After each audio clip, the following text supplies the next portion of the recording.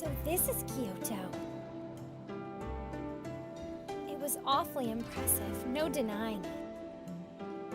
Even simple hellos between people passing in the street seemed warm and friendly. They smiled and nodded to one another as a family and not strangers about an errand. Still, there was something else as well. Something making the city feel strangely cold. Almost as though there was a great invisible wall shutting out anyone wandering from the country. I'm not sure if I belong here. No, that's all in my head. I walked quite some distance to reach Kyoto, and both my mind and body were exhausted. Even so, tiredness was no reason to minder and feel sorry for myself. I couldn't afford to. Excuse me. I hesitantly stopped a passerby. I'm sorry, I seem to be a bit lost. Could you... What am I supposed to do now? I was lost again, but in a different sort of way. I sighed and looked up in the darkening sky. The sun was beginning to set. People I'd spoken to showed me no unkindness, and they'd given me the directions I needed, but... Was now really the best time to leave the city? Learning that the person I hoped to visit left town caused hope to seep from my crumbling resolve. The only person besides Father I could rely on in this city was Dr. Matsumoto. Dr. Matsumoto was a doctor serving the shogunate. I had never met him myself, but my father put a great deal of trust in the man. He had told me if I ran into any trouble during his absence, I was to contact Dr. Matsumoto. Unfortunately, Dr. Matsumoto was out on business and could not return for some time. Was I too hasty? Perhaps I should have waited. It is indeed rude to visit without warning, which is why I had sent a letter prior to my arrival. But it seems he had left before reading my letter. Perhaps, I thought, I should have waited for a reply before traveling to an unfamiliar city. But I can no longer spend time idly waiting for news. Chizuru. Is something wrong, Father? He paused for a moment and looked at me. It seems I must depart to the city of Kyoto. Is it for business again? He'd been leaving the house often during the period, sometimes for days at a time. How long will you be gone? I'm afraid I can't say. A month, perhaps? Maybe 2. Oh, there was no hiding my disappointment.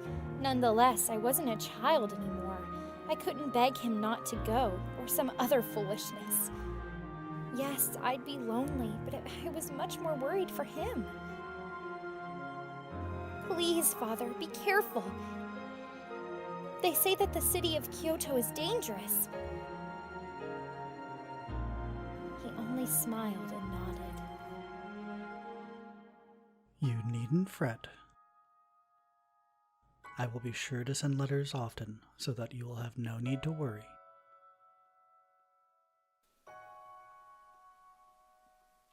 Okay, you promise? Father kept his promise. A new letter arrived so often that I scarcely had time to respond before another one would arrive. He told me that he worried about me being home all by myself. Then the letter stopped. A whole month passed with no word. Father? They say Kyoto is full of Ronin. It is not a safe place. Usually, a samurai is paid by their house, but ronin who report to no house often rob people in order to make ends meet. They're nothing more than violent criminals who hide behind the image of a samurai. Such is the state of the city of Kyoto, the city of ronin. Small wonder then that I worried for my father. Mind would concoct horrible possibilities, and I often found myself depressed and tense. First, I suppose, I need to find a place to stay. Lost in thought, I didn't realize nightfall descend. If I was honest with myself, I hadn't the faintest idea of how long searching for him would take. I brought a negligible sum of money with me, enough to last me a month if used wisely. Finding father in this window of time was a must. Otherwise, I would have to depend on Dr. Matsumoto returning in this time, or else I'd be forced to return home without a word. Well, at any rate, I should try to be as frugal as possible. I lengthened my stride and set off on my path. Fortunately for me, men's clothing assisted with keeping a quicker pace than women's. Kyoto presented many dangers to a young girl hoping to explore the city without directions. My disguise, such as it was, proved successful, and I had safely made it all the way to Kyoto. Such success went to my head and led me to believe I could explore Kyoto as I pleased. But Kyoto is not a safe place, and I should have remembered that. Instead, I somehow convinced myself that the city's hidden dangers didn't apply to me. Hey, kid. I was about to discover otherwise. I spun around. In the street in front of me, there were 3 ronin. Can I help you? I did my best to keep my voice calm, reaching nonchalantly for my kodachi. My father encouraged me to take sword lessons. I kept up with him and did rather well. I was confident enough in defending myself. However, perhaps my overconfidence is what served the situation at hand to me. I'd up and let my guard down. My fault. There was a chance I could take them on, but there were 3 of them and 1 of me. Pretty nice blades you got there, kid. Only then did I realize that they were far more interested in my sword than they were in me. Looks a bit much for a pup like this, right? Give it here, okay? We'll put it to good use. But this is... The sword wasn't just some blade I had picked up. It was a family heirloom spanning generations. There was no way I could give it to the ronin. Though I had a feeling they wouldn't understand. In such a situation, the best decision was undoubtedly to retreat! I turned and ran as fast as my legs could. Hey, get back here, you little bastard!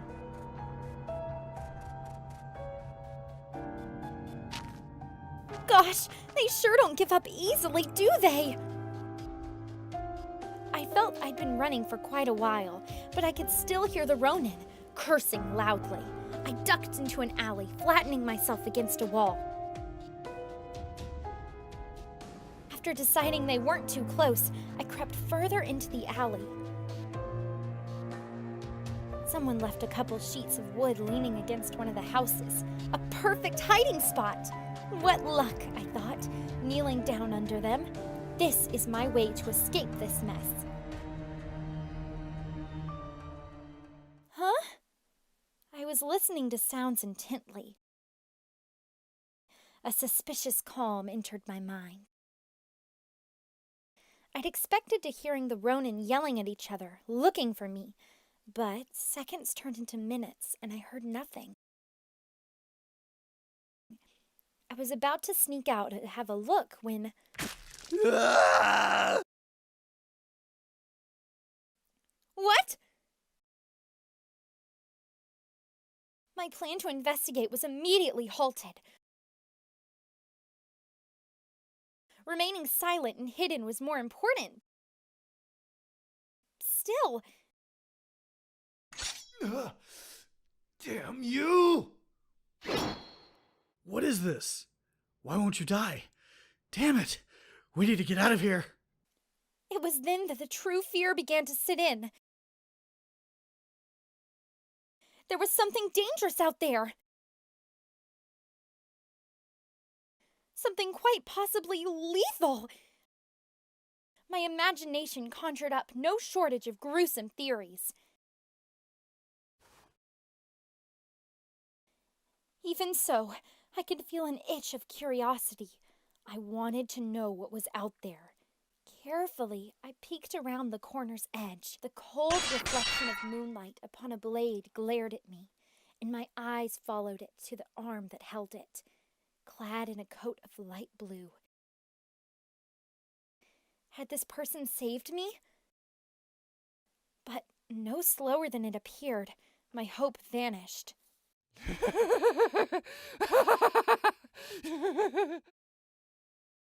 Help! I heard the Ronin stumbling to beg for his life. The person in blue said nothing, just stepped forward, his sword raised.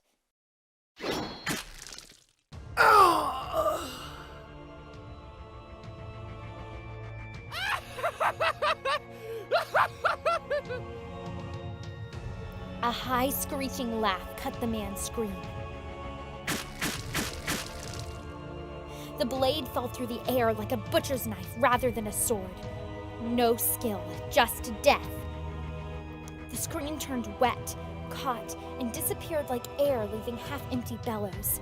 My eyes went wide. I had just witnessed a murder! Any strength I had vanished quickly. My legs gave away and I crumbled to the ground. My eyes widened like busted shells. He died with the first blow, but as I watched, the blades fell and continued to cut lines into his corpse. The soft slip of a blade through flesh, the silent creep of blood across the ground. I felt nothing from them but madness. Their only desire was raw, animalistic violence. Whatever they were, it wasn't human. They were broken. I could feel my throat clench tightly, and a warm, dark smell brushed against my face. I slowly recognized the coppery tang of blood. An icy bolt of fear ran down my spine, crawling into my limbs and freezing me in place. I was terrified. What was I going to do? What could I do? You have to run, Chizuru. I forced my jaw open and drew a ragged breath. This was the only chance I had. I had to... Ah! My body still stumbled with fear, was unresponsive. I lurched sideways against the stacked wood, and with a loud clatter, it collapsed.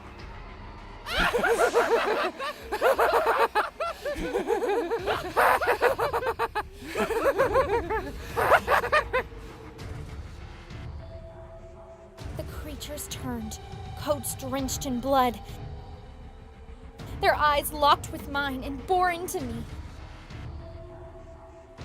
Hideous grins split their human faces, shaking with excitement at prey to the slaughter. Ah! Ah! I had to run. I couldn't die yet, but my legs refused to move. Their hideous, cackling laughter echoed. I was going to die. My body was frozen with terror. I couldn't even scream. That was it! This was the end!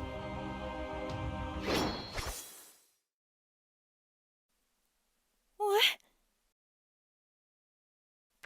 I watched them raise their bloody swords. the mood glinting off the metal.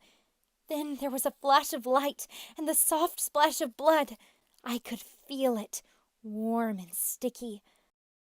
Bile began to rise in my throat, but before disgust took hold, I heard a voice.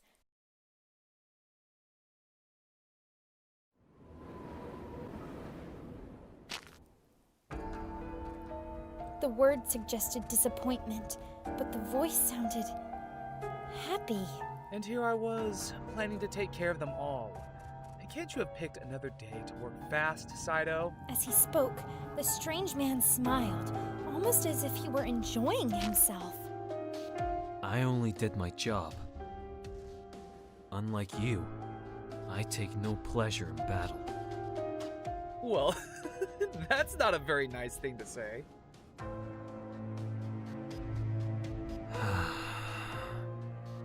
You don't even bother to deny it. The man called Saito sighed with the air of a long-suffering companion and looked at me. Maybe, but if you just sat back and let them kill the kid, you could have saved us some trouble. His tone was light, but it confirmed my fears. I may have escaped the schemes of the Ronin, but I was ensnared by something much darker. Perhaps. That decision is not ours to make. Huh? Then, who was in charge of these two? Their conversation led me to believe they were part of an organization. As I thought about it, I recalled hearing about men with blue coats. Ah! My thoughts were interrupted by a dark shape sliding into view.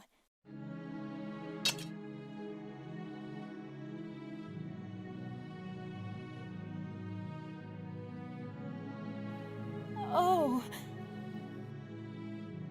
I swallowed hard. The moonlight shone off his smooth, dark hair, for reasons I couldn't fathom. For that moment, the light on his hair made me think of the wistfulness of flower petals. It was almost as if the cherry trees were blooming out of season. Luck is not your friend tonight.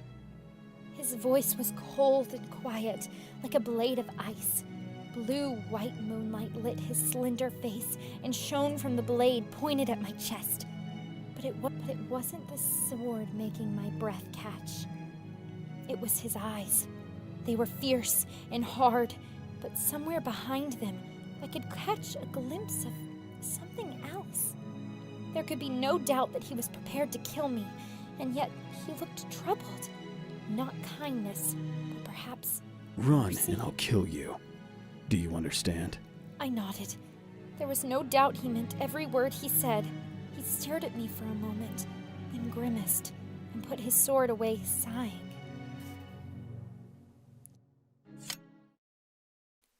What? I was too surprised to stop myself from speaking, and it quickly became apparent that I wasn't the only one. What? Wait, Hijikata, are you sure about this? The kid saw everything.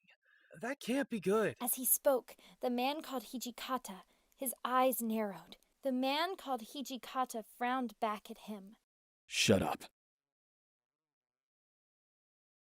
If you keep that up, you know what we're gonna have to do. It was clear enough that what I'd seen was something they wanted to keep hidden. The more they say, the more I got it, and it was clear none of us wanted such a thing. I really think it's gonna come back to bite us in the ass if we let this kid go. The way he looked at me made me feel as if he'd read my mind. So we should just kill people now? No. I'll see what to do with this kid when we get back. I agree with the commander. If we remain here, we are likely to be seen. Again. Then he looked down at the creature he'd killed, as though he'd forgotten the whole ordeal. If they have this sort of reaction to blood, then they don't seem like they'll be very practical. Damn. He peered down at the corpse, his face in a motionless mask. When he looked back up at his companions, however, his eyes narrowed. As for you two, drop the Hijikata and Commander act. Keep a low profile. What? Come on, you can't be serious. Aren't our blues a bit of a giveaway? He was right. Even I had heard stories about a gang of cruel men in blue coats who cut people down in the streets. But I didn't know how to confront the dilemma of pretending. I didn't see any of these horrors. My mind swirled through a pool of worries and thoughts, almost as if I was being drawn into their world. A world where there was nothing strange in carrying a normal conversation in the dead of night with corpses for company. What shall we do with the bodies then? There doesn't seem to be any physical signs. Hijikata thought for a moment before he spoke. Just take their blues. Yamazaki can deal with the rest.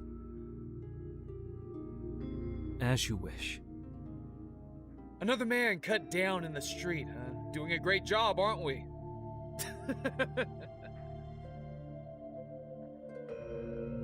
He gave a derisive bark of laughter.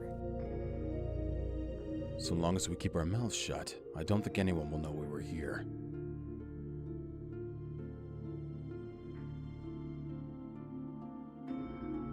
He looked directly at me, and I got the distinct feeling his words weren't for his companions. It was common for people to be murdered in Kyoto. It was a dangerous city, after all. I knew that, of course, but to see it happen, that was something else entirely. If death was such an easy thing in Kyoto, I thought, then the city itself must surely be mad. Yes. We did save you, didn't we?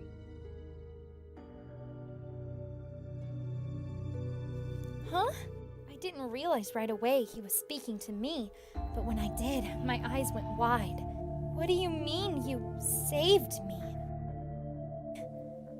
Well, he did have a point. Despite their threats, they did save my life. I stood up as steadily as I could manage, brushed some dirt off my clothes, and bowed. Thank you very much.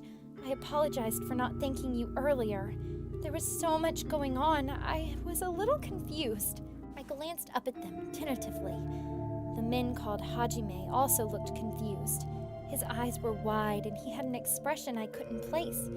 Hijikata looked as though he'd taken a bite of something sour. I sighed deeply before continuing. I know it seems weird to say that, but he told me I should say thanks. So I looked up. Saito and Hijikata both stared pointedly at anything but me, and the third man was shaking with laughter. Oh, man. Well, my apologies. I certainly did tell you to, didn't I? He broke out in laughter again, so much that he was forced to wipe tears from his eyes as he straightened up. Well, you're welcome. I'm Souji Okita. Nice to see a kid who knows how to be polite. Thank you for helping me. Not quite sure what to do. I bowed again. The one you should be thanking for saving you is Hajime Saito, over here, and this bossy guy over here is... What the hell do you think you're doing, Okita? Sir, I read your concerns, but we must move. Whatever mirth that was inspired was gone. The man called Saito now spoke with quiet urgency. The man named Okita grabbed hold of my wrist, smiled, and led us down the street. His grip was a touch too tight to be friendly, his fingers like iron cables around my arm. There was no question about my situation. I quickly picked up the notion that if I were to run, I would be killed instantly. My life was in the hands of these strange men. I set my jaw and stood up as straight as I could.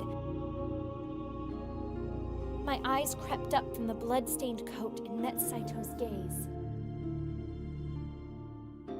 It would be best if you prepared for the worst. I doubt this will end well for you. His His words were like a dagger in my stomach. What was going to happen to me? Was I going to die? As we walked through the bleak Kyoto night, I felt horror crawl its way up my spine once again. The cause of my horror wasn't the gruesome end that awaited me, but something else entirely. I spoke with these men and watched them speak, standing next to a warm corpse soaked in blood. That I had done such a thing terrified me in a different way altogether. Perhaps this is what it's like to go mad.